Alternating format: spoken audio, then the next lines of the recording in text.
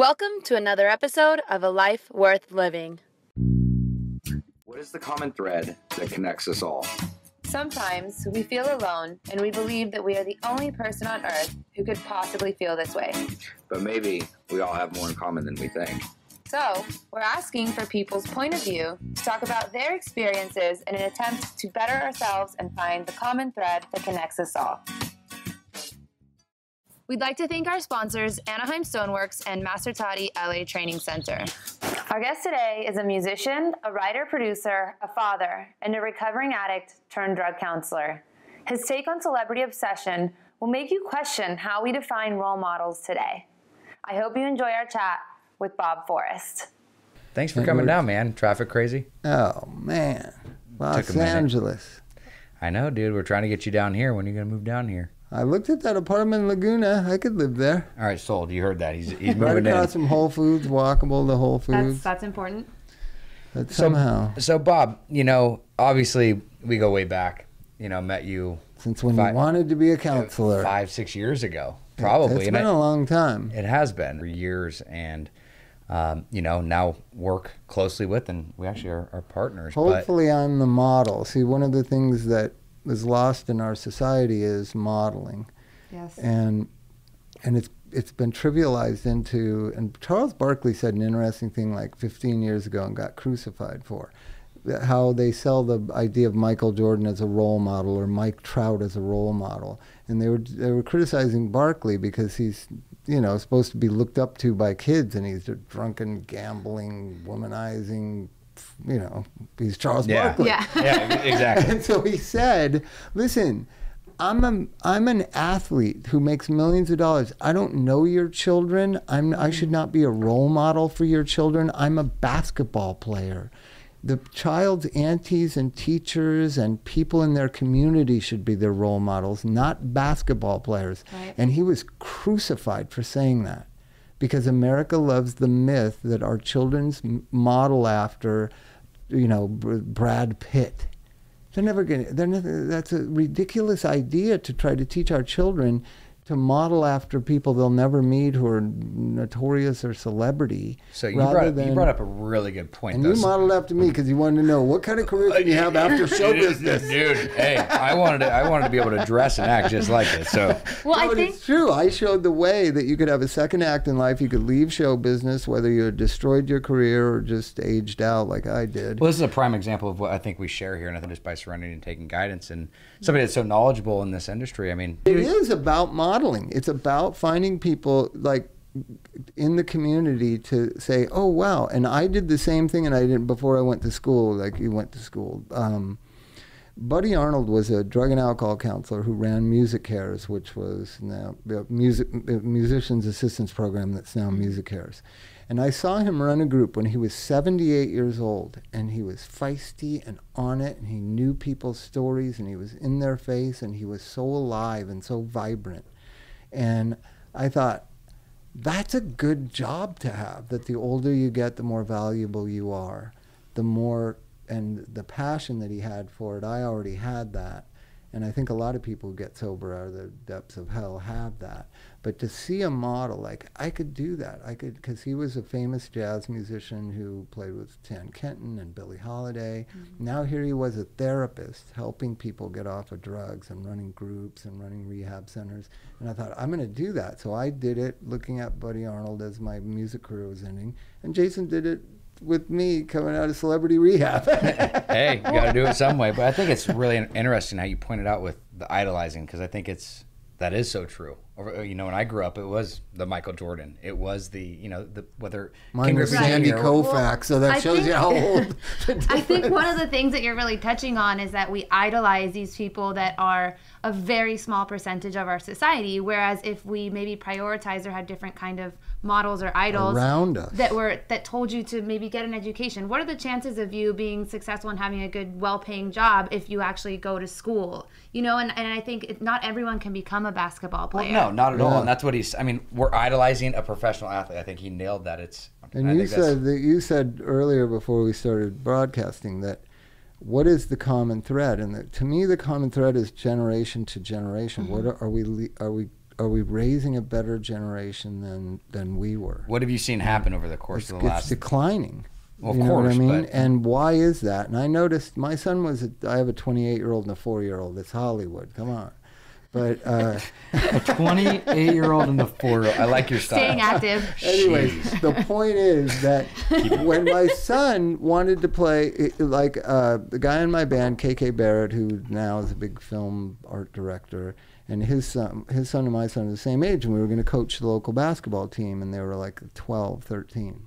And my son never played basketball. He hated basketball. He was like punk rock and didn't like sports. But he wanted to be around me and Bo and KK and be on the team, right? Mm-hmm. So he could barely dribble a basketball. But we'd put him in to foul the other team's best player. I'm a coach. Come on now. So this is slow him down. So at the end of the year, at the award ceremony, everybody got the same trophy. And my son was riding in the front seat, and I'll never forget it, because we all have opinions about this. Everybody gets a trophy. And he looked at the trophy and he goes, "You know, Dad, this is BS.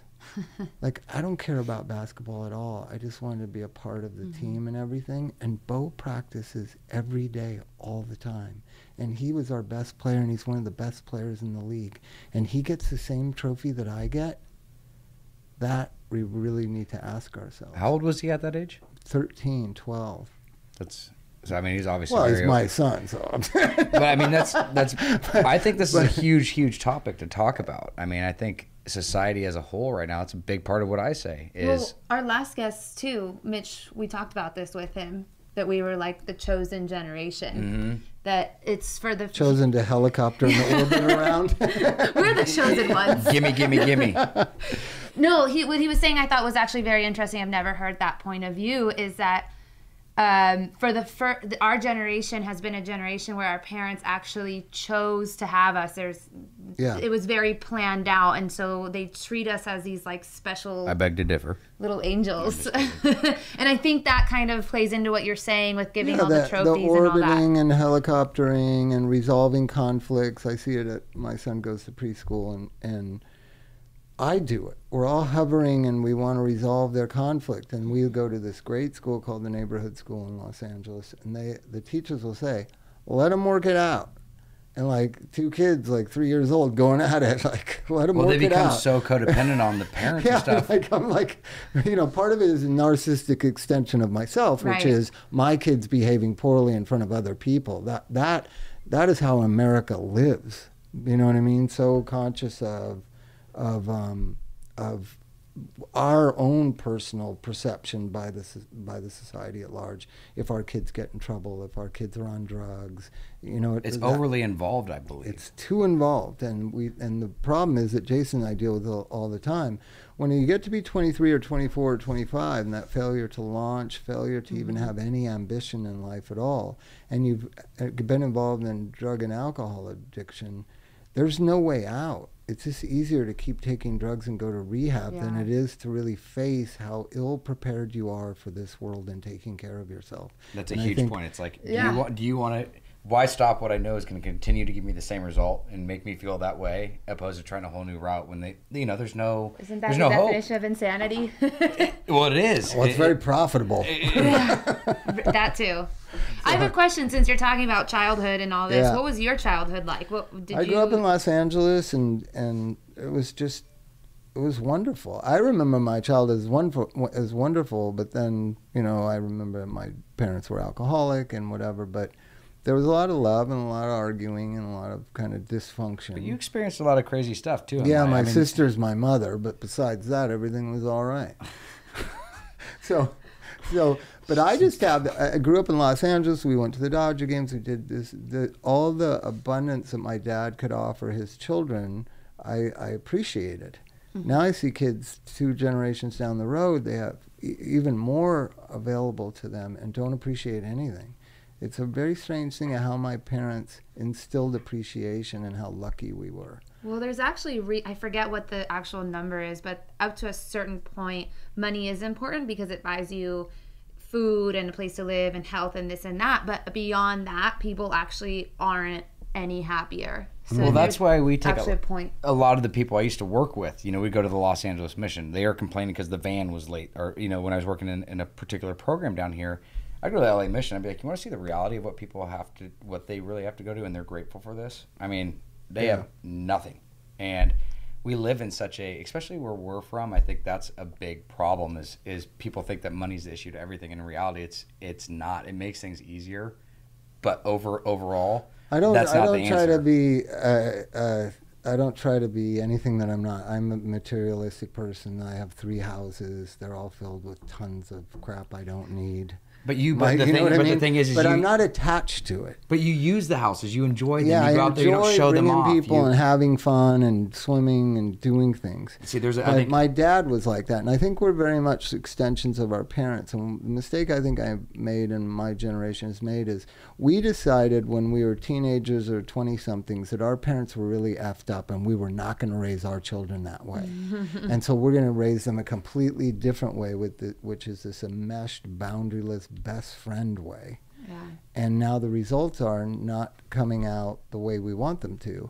And I believe the whole generation, I'm a late baby boomer, is now paying somebody else to reparent their children and teach them how to live and survive. And that's rehab centers, psychotherapists, life coaches, universities. Teach my kid how to, wipe his own, what. Yeah, no, I see this on college campuses where it's like you go to the dorms and they have maids and they have snack time and they have food prepared for them. Okay.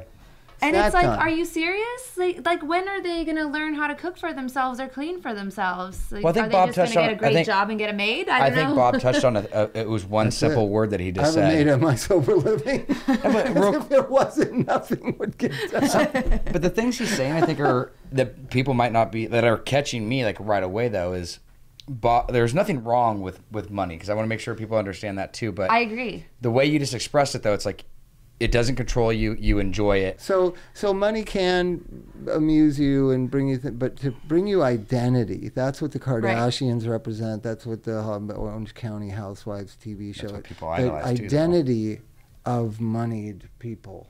You know what I mean? Rather than just enjoy it. I'm lucky. I always think I'm lucky. What was your movie called that you shared with me? The documentary on yourself. It's called Bob and the Monster. We'll have to show the viewers. We're gonna put that on when you guys can check it out. It's an amazing film. But it was strange how things kind of. I just keep altering my course and listening to wiser people and trying to follow their direction. And you now have a generation who thinks they run the directions. Yeah, I think we've lost the idea of listening to older generations. Yeah, we've lost respect for elders. I mean, we do what we want almost, and it's more gimme than putting forth any effort is what I've noticed, and I see that. I think people used to actually be like, "Oh, grandma, grandpa, like, tell me a story," and now it's like, "Oh, they can't even use the iPhone. Like, forget about it." Like, well, that's what we talked about. We've got to write it somehow, but what I was talking to a friend of mine last night and this morning, and I said, "Listen, we're people who are lucky to have gotten what we wanted, not realize it doesn't make you happy, and then try to come up with some other way of coping with life, and that leads to therapy and trauma work and being sober and being open and honest about your feelings in a marriage. There's all kinds of things that are available to us to get to that higher functioning self. But, as long as we're fascinated by clothing and cars and stuff What would you suggest then? I mean, I know you just gave some examples, and I know we're jumping all over the place. It's community is what it is. That's what we're lacking is community, and there's pride. And where would you start? I start with my friends, and we all talk pretty much. We have a pretty open. There's about a half dozen guys that I talk to every other day. We talk about getting old. We talk about our kids, how we've effed up. Well, I think for the listeners, what are some things that you guys do when you guys are communicating? What are some of the things that you guys? Well, I think you just said they talked about the kids and getting old and these things that really matter and have some sort of social value. You have to trust the people that you're talking with and see if it's all based on who you are and who you know and how much money you have. There's no trust. I'm just saying for somebody like for us, if we're talking to friends, we don't have kids. We don't. So we are getting old. I'll give you an example. Me and Anthony Kiedis were sitting watching our sons play about 6 months ago. And we're sitting on this bench like two old dudes, and he just goes, "You think we're effing them up?" And I was like, "I'm pretty sure of it." And he goes, "What are we going to do?" And I said, "I guess we'll just cross the bridge when we come to it, but we got each other." Right? That kind of community doesn't exist a lot. Even within family systems anymore. Yeah. Just to be honest, like, yeah, what we're doing, I think we're spoiling them. Well, I know for myself, when I'm kind of feeling down or something like that, it helps so much to just go talk to my friends or family or something. Like, it's an immediate But do you think mood people booster. do that? Well, disconnect. I mean, for sure. Yeah. And we need more community, more kind of that. That's why I got so mad at two elections ago when people were attacking Obama, who I'm not crazy about, but started attacking him as a community leader. What kind of job is that? It's a really valuable. Right. Our communities need some leadership. Well, You know what I mean? But I both agree. by deed and example. You know what I mean? And that's what I try to do in my practice. I've gotten more and more down to the same level. Like, listen, we're all effed up. We're trying to do the best we can. You can do this, but there's some things you should think about. Like, what do you want your life to look like? What would you give advice? I mean, I understand the community. I think it's a huge a huge thing. But what would you suggest for people in their young 20s? You know, just getting out of college. What would you suggest? What could they do? To get involved with, you know, you got to reach out, you got to kind of make an effort, and it's really hard because people are busy and they're not available to you or whatever. The thing that helped me so much was a psychologist who dealt with child development with me and showed me how stuck I was in infant stage, that everything was good, bad, black, white. You know, though I didn't look like an infant, my internal world and reaction to the world around me was so infantile. And now I'm happy to say that I've evolved into young adulthood,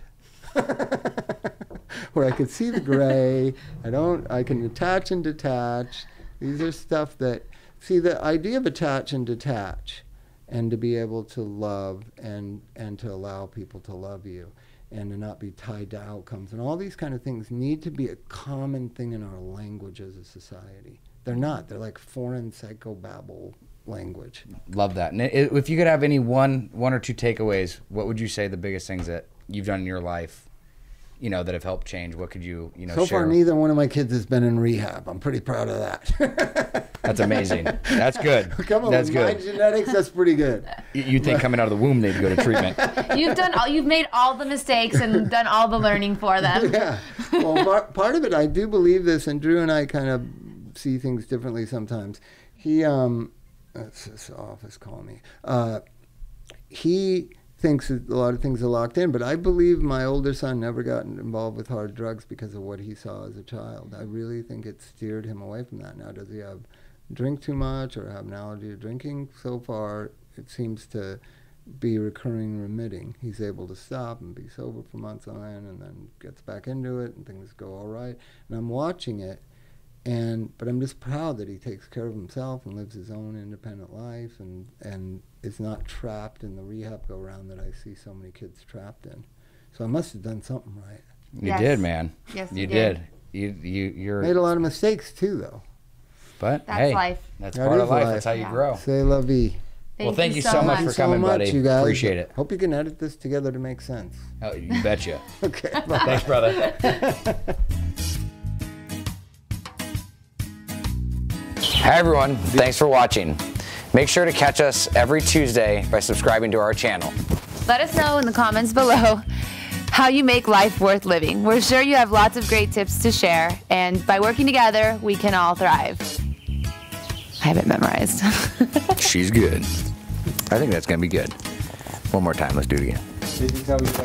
The speed needs to be a little bit faster. Can you make it a little bit faster? No, I think it's better that way because I need to be able to... We'd like to thank Anaheim Stone for making this show possible. Nothing says luxury like enhancing your surroundings with natural quality stone. Master Toddy LA Training Center offers authentic Muay Thai training with locations in Bangkok, Pomona, and Anaheim. For more information, visit mastertoddyla.com.